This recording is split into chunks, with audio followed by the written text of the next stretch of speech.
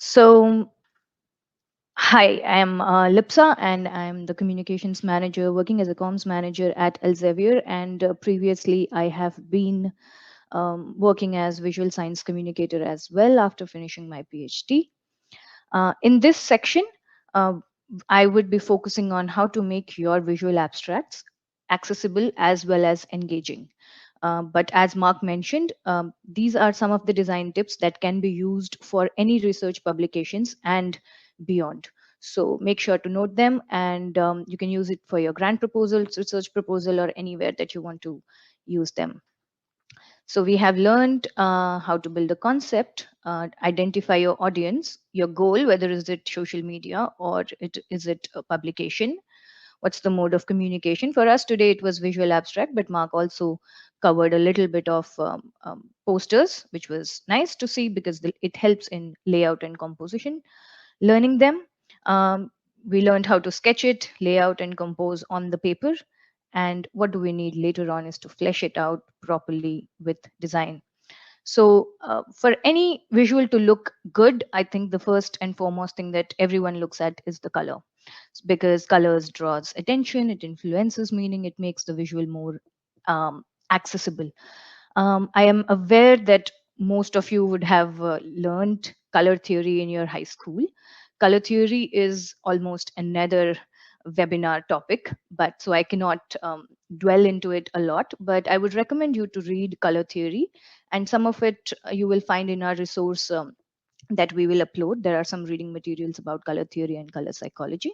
So please go on and read that, what or refresh your memories about monochromatic, complementary, rectangular colors, analogous colors, what are warm colors, what are cold colors, and what is the psychology that you would associate with a color. So would you feel peace with blue, or healing with green, or a little bit of excitement with red color?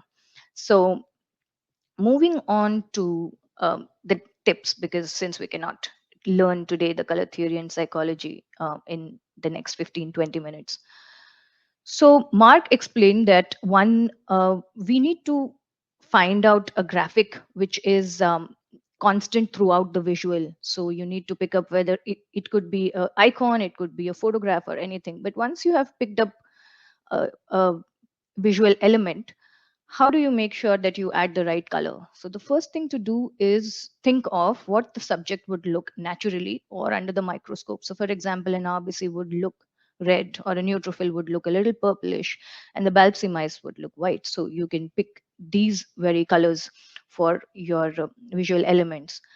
But not all visual elements or your cells would look different. So for example, you might say that all my cells look of the same color, or I don't know how the bacteria would look. So what you can do at that time is use a little bit of color psychology to color your elements. So for example, in this image, if you see, the red color or the warm color has been associated with a negative component such as tumor cells, and the cool colors such as the blue and the green have been associated with positive cell types such as the stem cells or the epithelial cells, which are neutral. So you could use this kind of psychology, color psychology, to color your elements. But then the next question is, hey, what if I have too many elements here? This is easier because it's just three types of cells. Well, fair enough. What we can do at that time is, you can have a palette, pick up a palette where there are a lot of neutral colors. And with neutral colors or muted colors, I would mean that the colors which have a little bit of more white into it rather than black into it. So giving it a very neutral feeling, like in this image, you can hardly make out the tumor. It's not catching your attention. The cells that are catching your attention are the blue cells or the red ones, or the tumor cells here, and the orange DCs here. So the automatic next question that would arise in your mind is, okay, fine, but how do I pick up these many colors for my image? What if I end up with a bad color palette? So I would say that this is the advice that I would give, and this is my go-to way of picking up a color palette. But in our resource section, I would be pointing out to you that resource section again and again, because it has a lot of material. you would see that I have given a lot of resources where you can find such color advisors for your picking up a palette.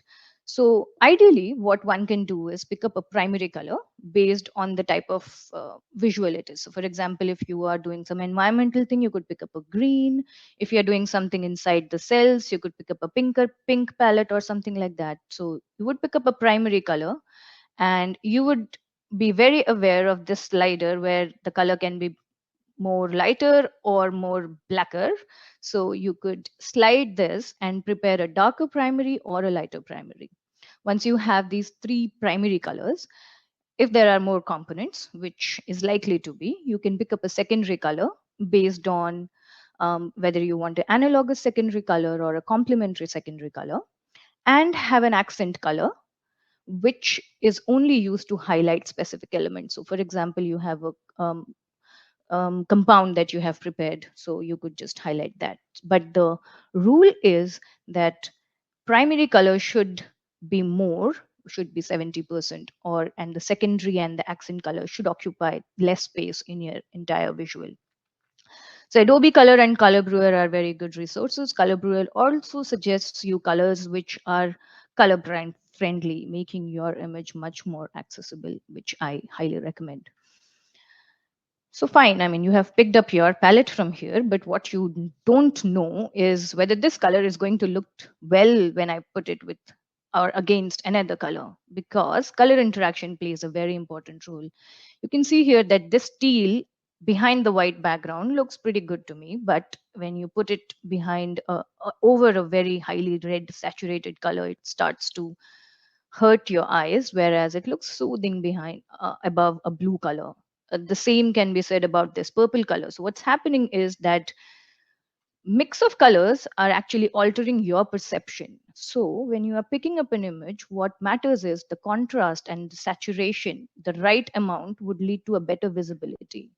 So I could make a cell like this, antibodies, and etc. And if I keep changing colors, you would see that how the visibility slowly reduces, or the saturation becomes a little bit weird. Now, but what would you ask me? You would say, okay, fine, I prepared it, but I don't know if it is very good. How do I test that this has the right visibility? So, one go to or a pro tip would be that convert your image into a grayscale and check whether the contrast is good. So if you can still see your image like this and not like this, then you're good to go with your colors, or else go back to your color board and start changing it. So that's one thing that I would say. In our resource, I have suggested colors.co, where you can just add two colors and see, make it into grayscale and just check the contrast. You can also do it on your PowerPoint, but that's the best way. And avoid printing. That would be better. I would quickly touch upon color association. So one of the example of color association is avoiding colors for elements which are not related. So for example, NOS here is yellowish color, whereas the cells are also in yellow color. So I get confused whether these are coming from here or where. So using colors for elements which are not associated can trick the mind of the reader that they are somehow associated, and people, and I would like to start associating it like the ILS6 has come from HSC perhaps. Similar is the case with shapes as well. So if you have phosphorylation and the ubiquitination in same circles and in the same color, then it is highly possible that the reader or the viewer would be very confused. And on the top of it, if you have labels which are also circle, then you tend to make the viewer very confused. So it's better that you do not use shapes with similar colors to avoid the association. Uh, After colors, there is one thing which most of us have it, as in we take care of it inherently, but sometimes we do make mistakes, which is scale and hierarchy. So we know that the receptors on the cell should be smaller than the cell size. So they should be small and not big. Similarly, a human should be smaller than the size of the whale. So it should be small. But many times you would see images where the size and scale are a little bit dramatized. In that case, what I would say here is, for example, this image was taken from a blog, and here the author wanted to create dramatization. So they have made the virus bigger than the size of the lungs or similar size of the lungs, which for a comic element is fine, or if the visual requires it, it's fine. But when you are trying to communicate it for scientific purpose, try not to make the size so dramatically big. um, After colors, I think typography needs its own webinar. It's almost a study of type, and Ginny has mentioned it in her presentation of the fonts that generally publishers prefer. And for us, our life is much more easier because we follow the type guidelines that are given by journals. So we would use either Arial or Times New Roman, whatever is written by the guidelines.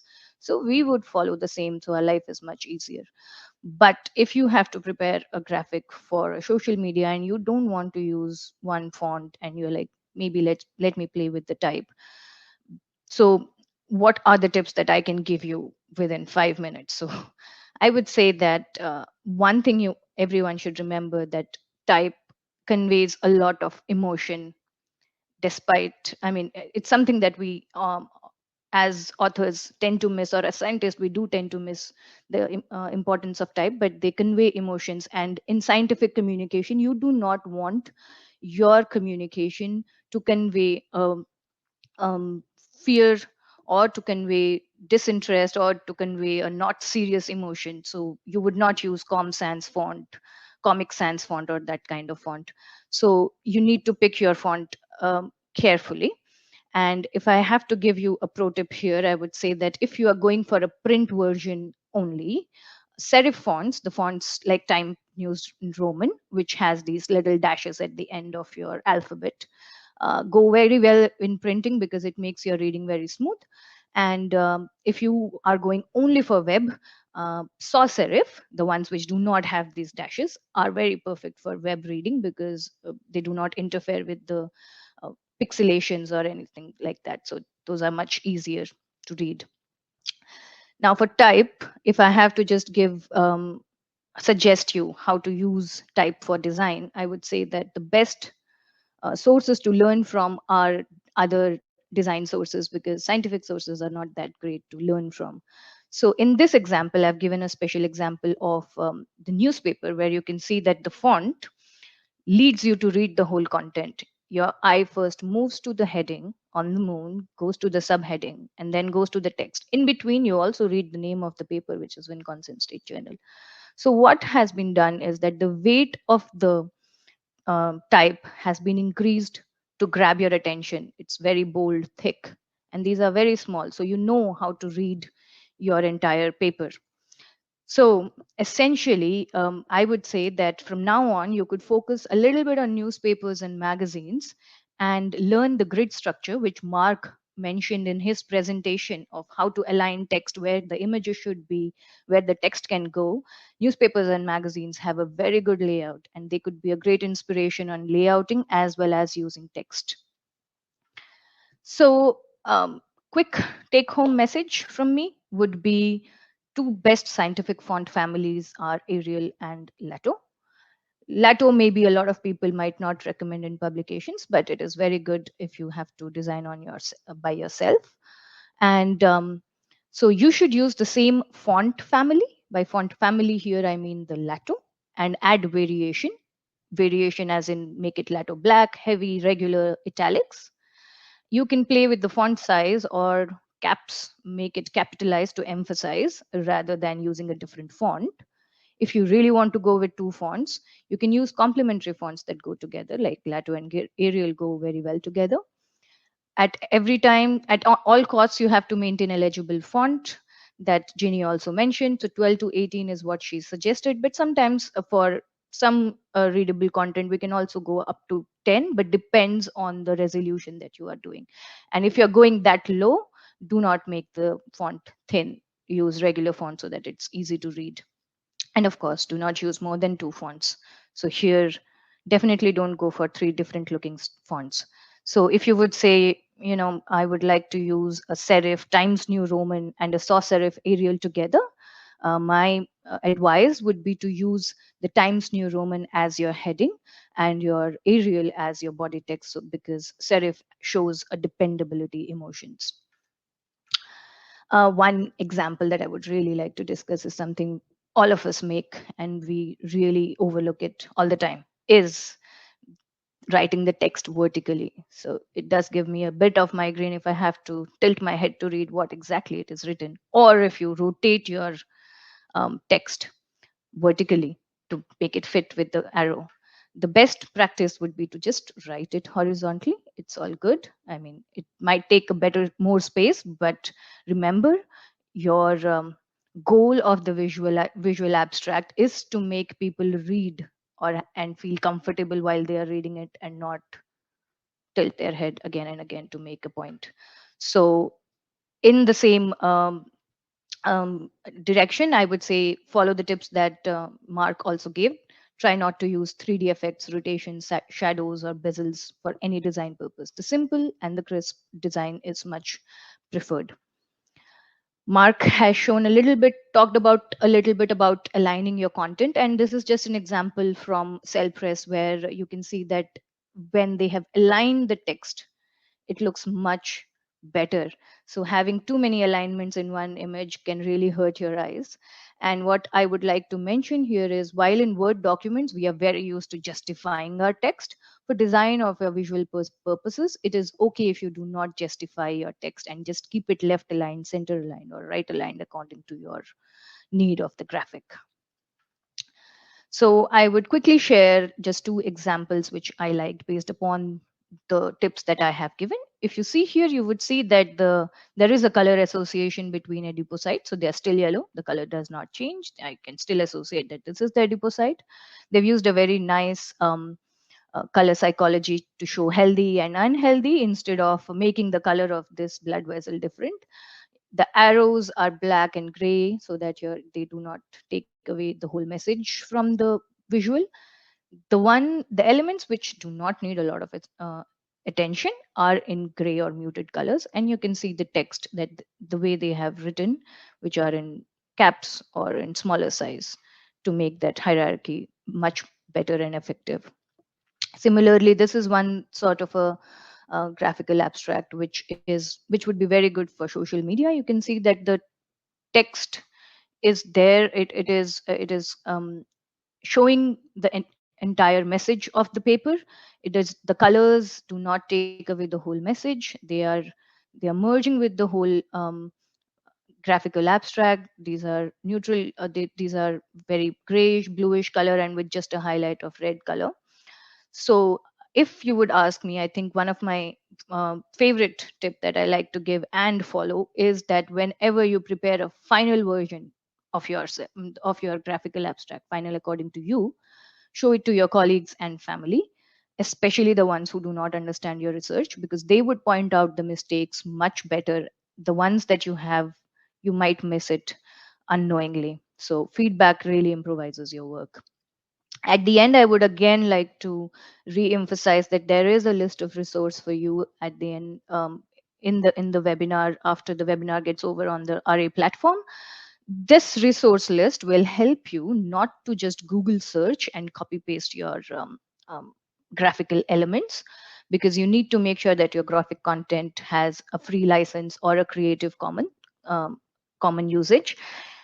One more thing that I would say, that many times if you want to use a specific illustration or something which has been created previously and you really like it and you want to use it, try to reach the creator, ask for permission, or mention the source. This is always a great policy to avoid any sort of copyright issues.